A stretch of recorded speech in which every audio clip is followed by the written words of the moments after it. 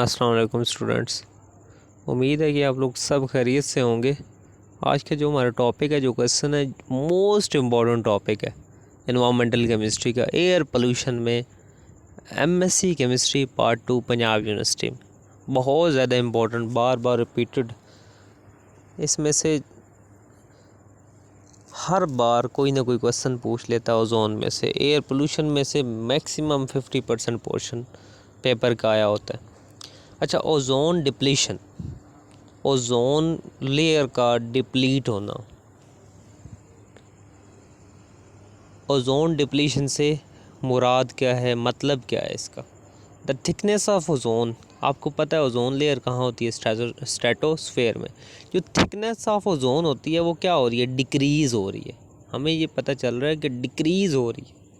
जो thickness of ozone layer decrease हो रही है, ठीक है, कहाँ पे? स्ट्रेटोस्फेयर में। इसको हम ozone layer depletion, ozone layer depleting कहेंगे, ठीक है। अब जो रीजन है जहाँ पे ओजोन लेयर क्या हो रही है? डिप्लीट हो रही है, उसे हम ओजोन होल का नाम देते हैं। अब ओजोन होल, बंदा सोचता है कि ओजोन में एक होल हो गया, लेकिन ये होल नहीं हुआ, बल्कि ये उस रीजन का नाम है जहाँ पे ओजोन लेयर क्या हो रही होती है? ख़राब हो रही होती है, डिप्लीट हो रही होती है, ठीक है।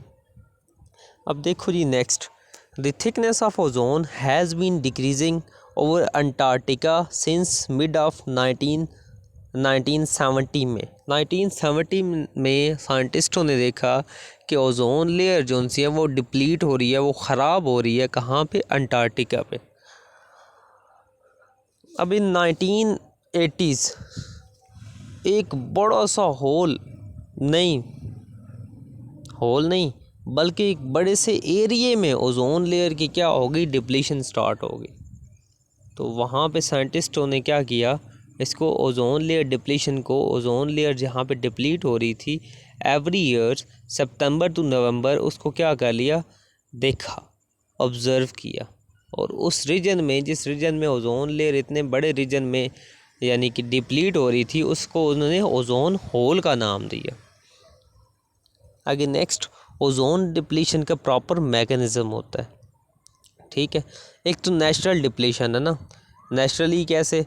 कि ऑक्सीजन जोन सी है, ऑक्सीजन आपको पता है, जो हमारी एटमॉस्फेयर में ऑक्सीजन होती है उस पे आके रेडिएशंस पड़ी, ठीक है, ये एटॉमिक ऑक्सीजन में कन्वर्ट हो गई, ठीक है, दो एटॉमिक। अब यही एटॉमिक ऑक्सीजन अदर ऑक्सीजन के मॉलिक्यूल के साथ मिलती है और क्या बना देती है? ओजोन बना देती है। ये तो कंस्ट्रक्शन है ना। और एक डिस्ट्रक्शन है कि ओजोन का मॉलिक्यूल, ठीक है, पे रेडिएशन जब फॉल होती है तो वो ऑक्सीजन के मॉलिक्यूल एटॉमिक ऑक्सीजन में कन्वर्ट हो जाता है, ठीक है। ये नीचे लिखा हुआ है, रेडिएशंस जब आपके मिलती हैं इसको 230 से 320 तक रेडिएशन इस पे फॉल होती हैं नैनोमीटर की, तो ये कन्वर्ट हो जाता है ऑक्सीजन के मॉलिक्यूल और एटॉमिक ऑक्सीजन में। तो ये एक साइकिल चलता है जिस पे मैंने पहले वीडियो अपलोड की है, चैपमैन साइकिल इसे कहते हैं, इसे ओजोन साइकिल कहते हैं। ये नेचुरल साइकिल होता है। अब जो dynamic equilibrium establish between the production and decomposition of ozone.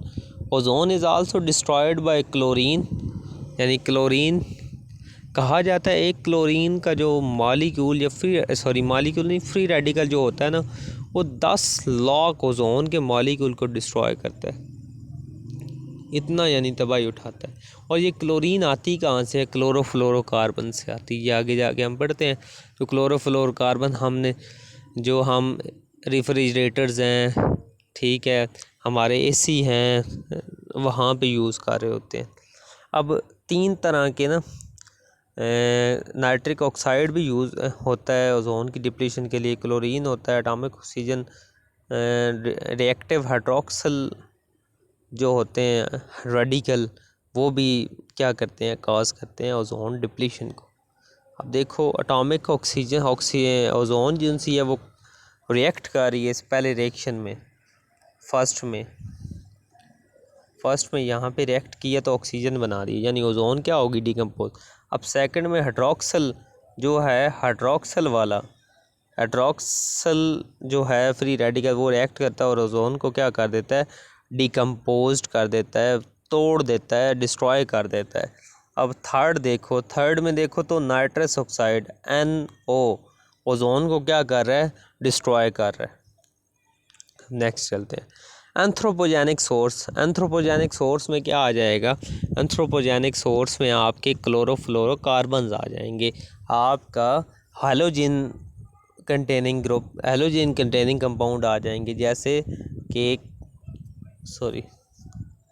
X इसने दिया है क्लोरीन फ्री रेडिकल को, ये इसने जनरल मैकेनिज़्म लिखा है कि X प्लस ओजोन है, XO प्लस ऑक्सीजन का मॉलिक्यूल XO मिल के फिर O2 बना के X फिर आ गया। ये X जोन है ना, ये क्लोरीन है, ये बार बार ऑलमोस्ट 10 लाख ओजोन के मॉलिक्यूल को क्या करता है, डिस्ट्रॉय करता है। अब स्पीशी रिस्पॉन्सिबल क्लोरोफ्लोरोकार्बन्स हैं, सॉल्वेंट है, ठीक है, हाइपो यानी कि ये क्लोरोफ्लोरोकार्बन्स की एक टाइप है थर्ड वाली, और नेचुरल स्पीशी हैं यानी कि chlorine containing halogen containing mostly होंगे, जो क्या करेंगे, ओजोन को डिस्ट्रॉय करेंगे, ओजोन को डिप्लीट करेंगे। अब फर्स्ट मैकेनिज़्म देखो, ये 5 नंबर का पेपर में आया हुआ है क्लोरोफ्लोरोकार्बन्स का। क्लोरोफ्लोरोकार्बन आदि गैशियस कंपाउंड, ये गैशियस कंपाउंड हैं, ठीक है, different number of chlorine atom इसके साथ जुड़े होते हैं या फ्लोरीन एटम जुड़े होते हैं इसके सेंट्रल कार्बन के साथ, इन्हें हम क्लोरोफ्लोरोकार्बन्स कहते हैं। ये कहाँ पे होते हैं, रेफ्रिजरेटर्स में होते हैं, एयर कंडीशनर में होते हैं, डीप फ्रीज़र्स में होते हैं, ठीक है, एरोसोल जो हम स्प्रे यूज़ करते हैं, परफ्यूम यूज़ करते हैं, उसमें ये पाए जाते हैं, ठीक है। अब क्लोरोफ्लोरोकार्बन पास करते हैं ट्रोपोस्फेयर से और डिफ्यूज़ हो जाते हैं स्ट्रेटोस्फेयर में, वहाँ पे ये क्लोरीन फ्री रेडिकल प्रोड्यूस करते हैं। जब वो क्लोरीन फ्री रेडिकल ओजोन के साथ मिलता है तो उसको क्या करता है, क्लोरीन ऑक्सीजन फ्री रेडिकल बनाता है, ठीक है। तो और क्लोरीन फ्री ऑक्सीजन रेडिकल जो होता है वो आगे फिर ऑक्सीजन, एटॉमिक ऑक्सीजन के साथ मिलता है, ऑक्सीजन को लेता है और अगेन रीजनरेट हो जाता है क्लोरीन का फ्री। अब ये क्लोरीन का free radical almost 10 lakh ozone के मॉलिक्यूल को क्या कर देता है, डिस्ट्रॉय कर देता है। ये आपने सारा मैकेनिज़्म लिखना है इसमें, जो 5 नंबर में आएगा, कहेगा क्लोरोफ्लोरोकार्बन किस तरह ओजोन लेयर को क्या कर रहे हैं, डिस्ट्रॉय कर रहे हैं, या क्लोरोफ्लोरोकार्बन का क्या रोल है ओजोन की डिप्लीशन में, तो आपने ये सारा लिखना है उसमें।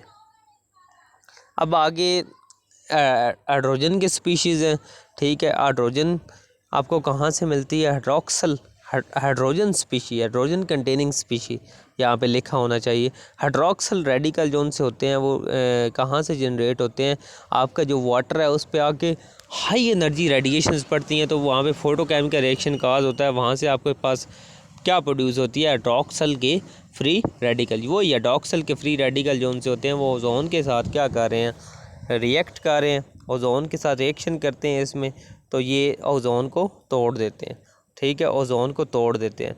अब वो हाइड्रोक्सल का ये HO फ्री रेडिकल बना है, ये एटॉमिक ऑक्सीजन, फिर अगेन हाइड्रोक्सल का रेडिकल क्या हो गया, रीजनरेट हो रहा है। इस तरह ये क्या करता रहेगा, ओजोन के मॉलिक्यूल्स को क्या करेगा, तोड़ता जाएगा। ये सारा आपने मैकेनिज़्म क्या करना है, सारे का सारा लिखना है, ठीक है, इसकी प्रैक्टिस करनी है। एंड नाइट्रोजन कंटेनिंग यानी नाइट्रस ऑक्साइड होगा, ठीक है, ये क्या करेगा, ओजोन के साथ मिलेगा और ओजोन को क्या कर देगा, ये फर्स्ट रिएक्शन में इसको तोड़ देगा। अगेन वो रिकन्वर्ट होगा, फिर अगेन वो क्या करेगा, ओजोन को तोड़ेगा। अब ये 3 तरह के जो स्पीशीज़ हैं ये ओजोन डिप्लीशन काज करते हैं, यानी ओजोन को तोड़ते हैं, ओजोन को डिप्लीट करते हैं, ओजोन को डिस्ट्रॉय करते हैं, ठीक है जी। और लार्ज नंबर ऑफ ओजोन के मॉलिक्यूल क्या हो जाते हैं, रिड्यूस हो जाते हैं। अब नेक्स्ट ओजोन डिप्लीशन के इफ़ेक्ट्स कि इफ़ेक्ट्स कौन से काज कर रहा है ओजोन डिप्लीशन। जब ओजोन डिप्लीट होती है, ओजोन लेयर ख़त्म होती है, तो इसके अफेक्ट्स असरात क्या आते हैं एनवायरनमेंट के। अब due to ozone depletion harmful UV radiations जो होती हैं वो सन से आ रही होती हैं, वो रीच करती हैं अर्थ को, they can cause skin cancer, eyes problem in human beings and animal due to ozone depletion. Infectious diseases cause होती हैं, infectious diseases like malaria will increase. Life cycle of plant changes हो जाता है, life cycle of plant क्या हो जाता है, change हो जाता है ड्यू टू ओजोन डिप्लीशन। दस ऑफ फूड चेन जो होती है वो डिस्ट्रॉय हो जाती है। अब due to ozone depletion wind system जो होता है वो आल्सो चेंज होता है। इस वजह से जो हमारे क्लाइमेट चेंज आते हैं, क्लाइमेट चेंज मीन जो हमारी बारिशें हैं वो देखो होती हैं तो सैलाब आ जाते हैं, ठीक है, और नहीं होती तो नहीं होती। जिस तरह सर्दी आती है तो इतनी आती, गर्मी आती तो इतनी आती, बता के जाती। ये क्लाइमेट चेंज की निशानी होती है। अब it will result in migration of people specially Asia and specific ocean will highly affected region. ठीक है जी, यहाँ तक अफेक्ट्स और ओजोन डिप्लीशन वाला टॉपिक कंप्लीट होता है। मोस्ट इम्पॉर्टेंट टॉपिक है, ठीक है। इसमें मैंने साइकिल पढ़ाया है, ओजोन डिप्लीशन पढ़ा दी है, ओजोन के बारे में गुड ओजोन बैड ओजोन का बता दिया। यहाँ तक ओजोन वाला टॉपिक मैंने कम्प्लीटली कवर कर दिया environmental chemistry MSc chemistry part 2 के हवाले से। जो पास्ट पेपर में क्वेश्चन आए हुए हैं, वैसे भी ओजोन वाला टॉपिक अगर इतना कर लें तो काफ़ी है। Thank you ji.